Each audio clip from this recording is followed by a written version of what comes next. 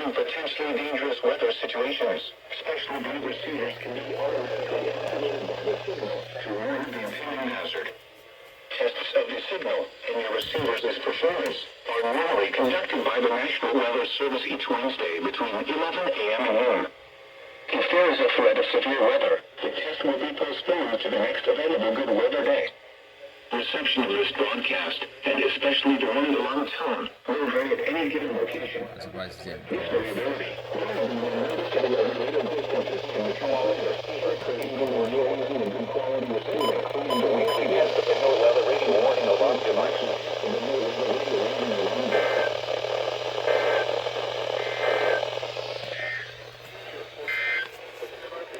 Elsewhere across the region in 11. By the way, guys, they literally been fixing our transmitter right now, so that's why they've been fixing it.